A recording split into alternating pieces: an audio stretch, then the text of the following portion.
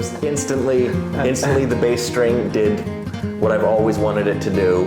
And yeah, there was no going back. Like, no other guitar has ever brought me this much joy.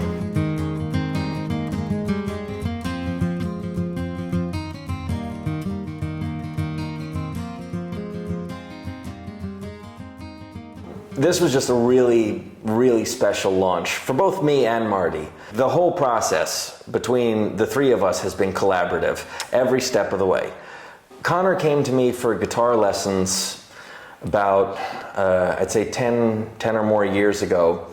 And he was actually the first ever student that I taught privately. And yeah, that was where we made the connection. We were both in UL together. And I was studying woodwork, teaching, and material science, and Conal was a music teacher at the time. So we were on each other's radar a little bit in that sense. And I think it was do you remember my final year project? Yeah, I remember that, because like, I remember it was your final year project. You were getting into the kind of the physics involved in a guitar, wasn't it? Yeah, it was the factors that influence tone. That was it. And acoustic guitars, or whatever it was. Yeah. And we built 2 guitars, right? Yeah, I remember the first one that you brought in. And it was like, it was just your your calibrating shot, like the first guitar that you had ever made. I still have that. Do you still have that? It's terrible. Nice. I know, but it was like, but for a first guitar, it was obscenely good. It was like, that is a really impressive first draft. And I remember that, most people would have been like, yeah, that's my first guitar, I'm happy with that. And you were not. You're like, no, have to do better. And then it was like, I don't know, there was like a new prototype every week, basically. Like, I remember the way that you did it. You would make the guitars and you'd hand them to, like, say, me and Marty and Jared. Like, he would just ask, okay, tell me everything that's wrong with this. Just like really nitpick. I don't want any compliments about this. Tell me everything about it that you hate.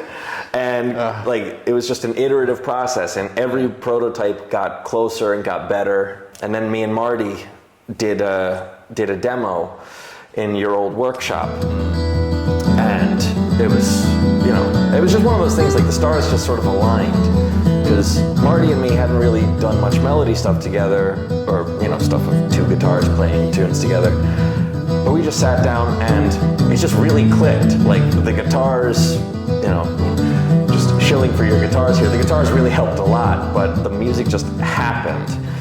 We connected, there was an instant vibe.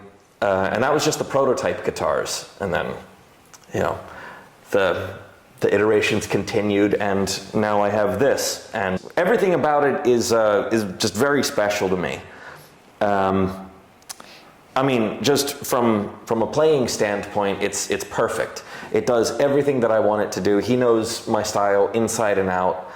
I think my instructions to you when you were making me the guitar was like, I wanted to have a sharp attack and a fat ass on the bass. Yeah. And that's... So I do remember, I was doing my apprenticeship in California with Urban Samoji, and I think at the time you were about to get married, right?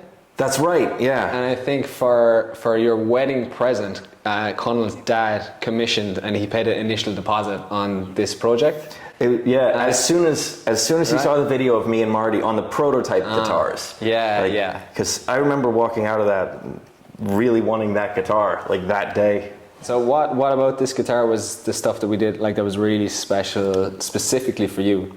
So it would have been the rosette, first of all. I remember I did a bunch of prototype rosettes, right? Yeah, like, I remember you sent a bunch of ideas that you had, and like, you just had like the lump of bog oak in front of you, and you were just like meditating on it, like, where can this go on the thing? And the rosette here and this little plate, it's all over the guitar, really.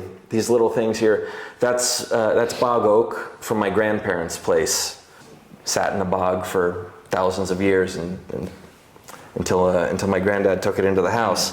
And it's a really special thing to have that as part of the instrument. I think it's the first and only pinless bridge that I've done. So. Yeah, that was one of the most important things to me, because like, I do like a lot of palm muting stuff, and I've always had a pinless bridge, and just for my hand position, that's really important to me.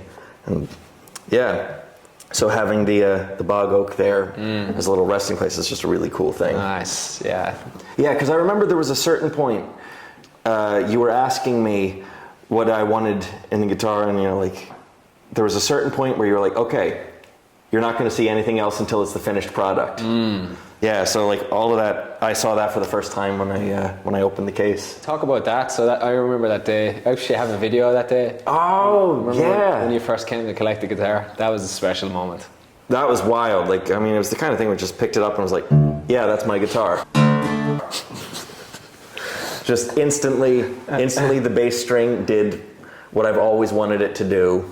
And yeah, there was no going back. Like, no other guitar has ever brought me this much joy. That's beautiful.